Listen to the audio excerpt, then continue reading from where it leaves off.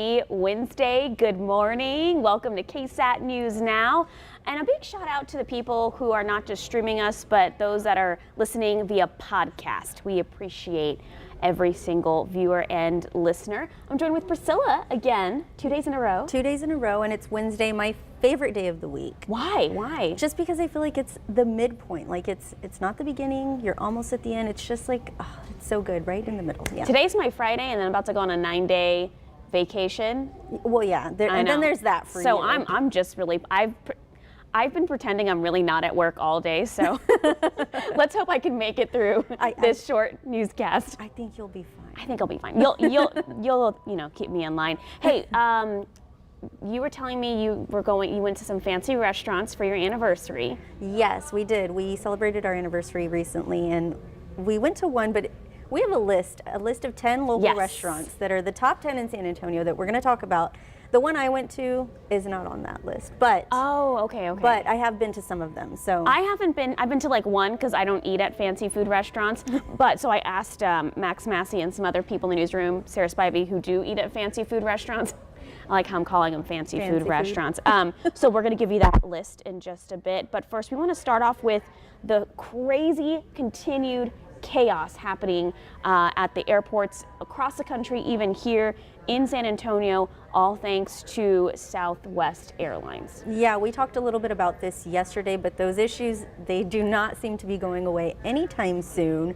And in fact, this morning, there was another round of cancellations across the country today, about 2,600 more. That's in addition to what was canceled the last couple of days.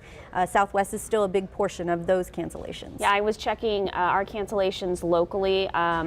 All of them were Southwest except for two. One was Frontier and one was American. But the Southwest Airlines CEO has apologized for the situation, but he also said there would be more delays this week, and that's not good news for people who have been stranded. It's likely a lot of them won't even make it to their destinations after the new year. Yeah, and now there's also another issue that's coming up. It's unclaimed luggage with all those people that are kind of like in limbo.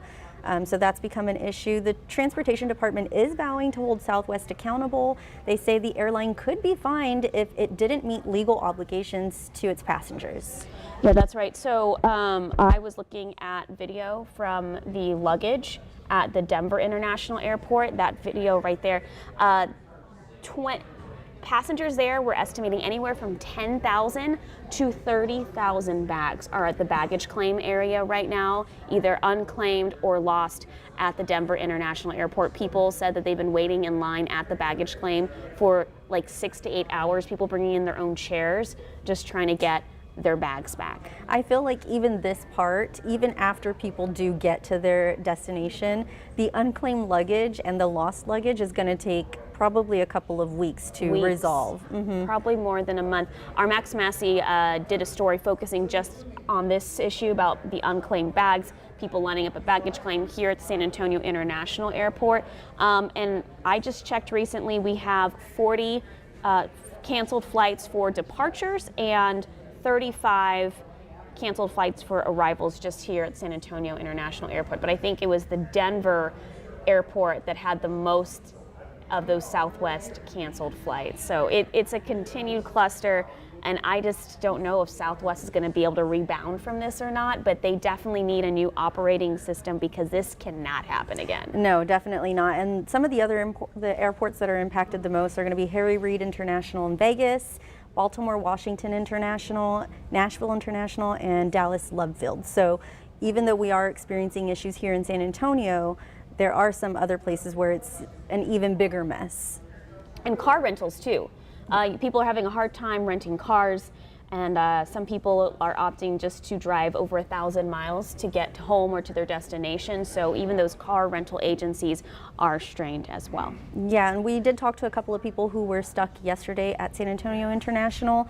And I think we're also going to be back out there at noon. So you can watch those stories, of course, on KSAT News at noon and on KSAT.com. All right, let's move on to the battle over Title 42. It's temporarily on hold as the Supreme Court made that ruling yesterday to keep the policy that limits asylum seekers in place for now.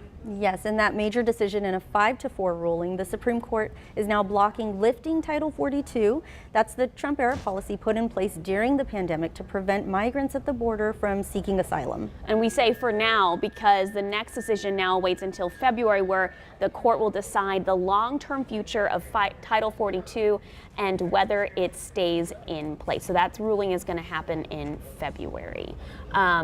Also, about if they were to lift this ruling, there are about 18,000 immigrants in El Paso right now that are crossing daily or waiting to see if they can actually seek asylum. So the Homeland Department of Homeland Security, they are just, everything's kind of in limbo basically until February, because some of those people will stick around until February. Yeah, some will stick around, some will choose to just try and make their way over anyway. Yeah, whether legal or not, they will try. Yes, but February is going to be here like soon, I'm sure. January is just going to fly by, so it won't be long before we see what the next move is for this particular decision. And we'll keep you updated on that as that develops. But we're going to turn now to the Vatican for the next story. Pope Francis is asking for prayers for Pope Benedict XVI, who is, of course, his predecessor. He says the 95-year-old is very sick. Yes, Pope Benedict resigned in 2013 because of advanced age. At the time, it was the first time a pope stepped down since the year 1415. I read that was about 600 years that it had not been done. The last pope to resign was Gregory XII, and he quit to end a civil war within the Catholic Church in which more than one man claimed to be the pope. So yes.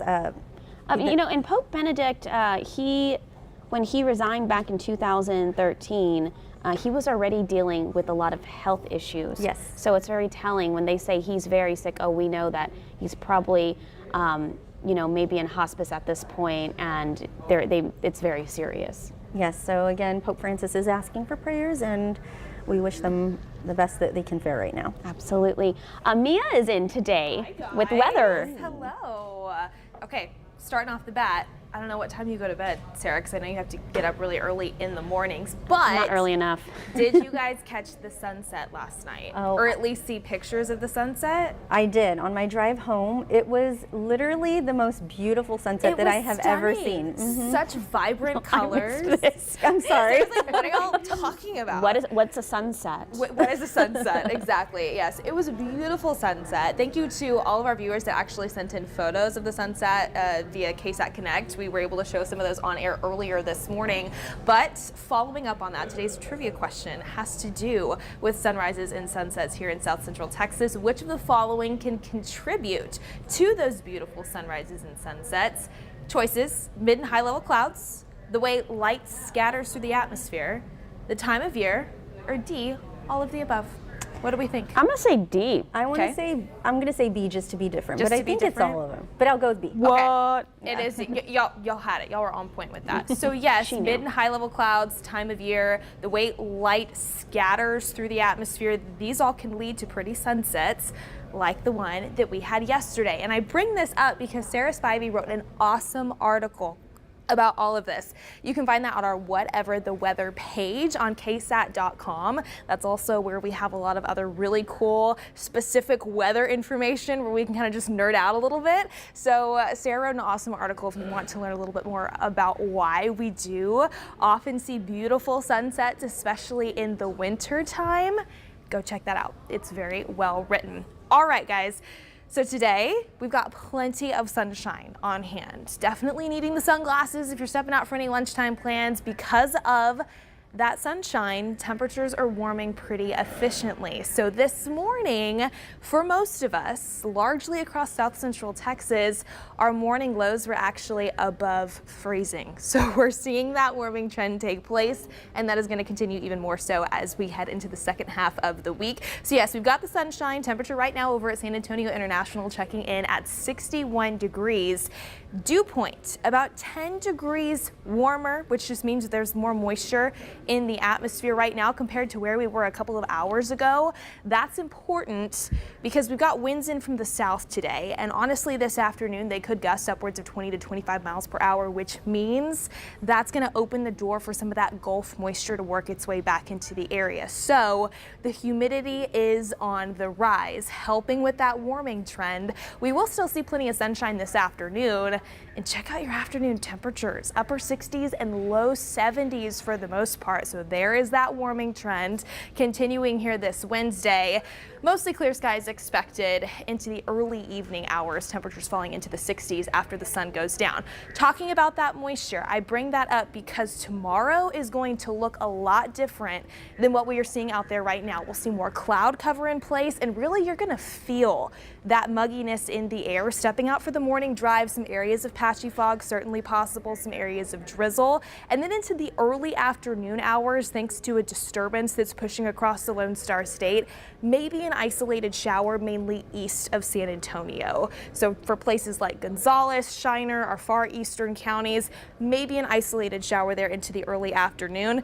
But I mean, you check out your temperatures heading into the upcoming New Year's Eve weekend. We were colder than average for Christmas, and now heading into New Year's Eve weekend, warmer than average with mornings in the 50s and then highs in the 70s. Good news is Saturday and Sunday for any New Year's Eve weekend plans, we are looking a little bit more sunshine. So yes, it will be warmer, but it'll be nice. You're not going to need the super big heavy puffer coat. Maybe a little chill in the mornings, but it's not going to be anything close to what we saw last weekend. And low humidity, correct? So it'll be better than tomorrow. Yes, tomorrow's going to be the muggiest kind of day. Yeah, we'll see a little bit of a break in the humidity this weekend, which is another reason why the sunshine returns. Well, I'm excited. Do you guys do fireworks at all? I like to watch them. Same. I'm not very good. I'll do the sparklers, but I'm not very good at like actually I'm popping terrified the fireworks. of catching myself on fire. Okay, question, because I know that you have dogs. Do your dogs like fireworks? They hate them. Mine That's does another, too. I would never. So I spend most of my New Year's inside with like not a thunder coat, but I get a weighted blanket. That's good. And it's just, it makes me sad. Yeah, my dog, she does not, which is ironic. She doesn't like thunder either. Any like super loud noise that comes from outside, she has no idea what's happening. Nope, she does not like it. No. Yeah. Same with mine, but we were able to, I would just stay inside with the kids and we keep the dog with us. So we're all like cozy watching from That'll be inside. great. Yes, but our neighbors watching the go fireworks. all out, so we're excited about So do mine. That's awesome. My neighbors into long hours of night. Hey, thank you so much, Of Mia. course. And speaking of, if you want to celebrate for New Year's, the San Antonio Express News has come out with Mike Sutter's top 10 best San Antonio restaurants in 2022, and these are like the fancy restaurants. So we're not talking like, you know, the hole in the walls. These are the fancy top 10 restaurants. Yeah, no chain, well, not technically, no Chick-fil-A on here. Yeah, no Chick-fil-A, no taquerias, but these are the fancy where you're gonna really pay, you know, it's worth the money. So the number 10 went to Farm Table, and I believe this is a vegan restaurant here in town. I've been once. I had, I think, a vegan pizza. It was pretty good. Okay, I've never been. Number 9 is going to be Aldo's. Have you been to Aldo's? I haven't, but it's on my list. I've always wanted to go, so it's an Italian restaurant. And number 8 is Silo Terrace Oyster Bar. I know there's a couple of Silo in town. Yes. I don't know anything about it. I don't really go to fancy restaurants all the time. But hey, number 7's Clementine, and you've been there. No. Well, not to I'm this just one. making all of this up.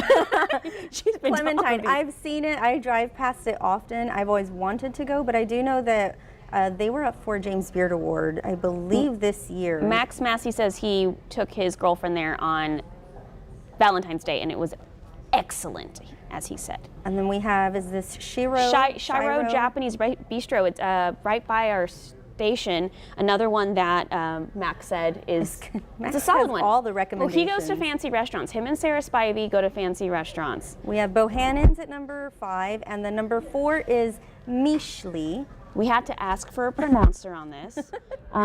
But our former news director, Bernice, had good things to say about this Good one. things to say. She said she's not surprised it made this list. And top 3, we've got Cured at the Pearl, which you have been to. It's the only one I've been to. And this place is so special. This is where my husband and I went on our very first date.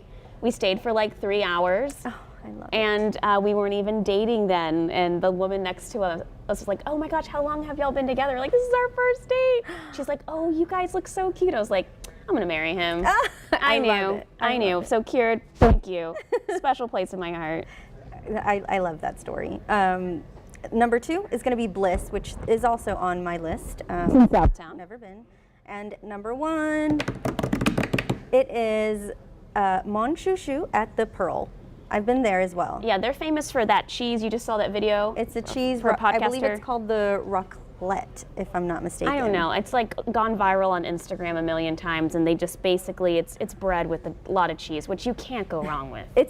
I've been for that specifically. It's really good. I went during Christmas last year, and the decor was just on point. I'm a Christmas girl, so like they had so many trees in there. It was so lovely.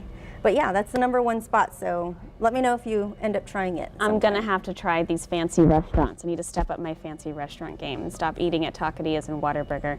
Okay, we have another cute story before we go. There's nothing wrong with Taquerias and I Whataburger. know. I mean, I'm just a South Texas girl. I can't help myself. So this next story, have you ever had a dance battle with your teacher? No. These students.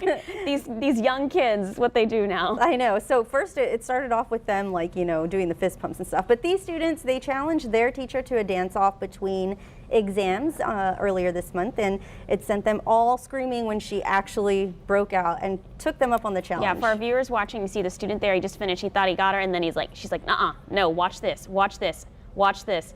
Yep. She's got moves. The kids are going crazy. I love this. Wait to the very end. She does this like great little. She's like, you don't know. And then where is it? Oh. No. It's like this last move at the very end where she's like, bye. Bye. Super I cute. can imagine how surprised and how happy this made these children. I know. They're like, oh, our teachers are actually cool. What? So her name's Yolanda Turner. She does say that she tries to, keep the kids inspired, and she likes to do fun things with them. She likes to encourage them to do things that they're into. And she also said, get this, that in her comments, because this video went viral, Missy Elliott commented on her. No. Yeah. And if you're Good for familiar her. with Missy Elliott, I mean, she is like the dance She's the queen of the 2000s, probably still. Yeah, like this. She was doing all this stuff before TikTok. Yeah. So good for them. All right. Well, thank you. I'm not Flowers. Robert Flowers, our director, is asking us to dance. I'm not dancing, Robert. You get up. Robert, dance, you Robert. get up. Let's go. Let's see it. He's gonna do that. Bye. He's gonna go bye. Okay, viewers, bye. We'll see you tomorrow at 11.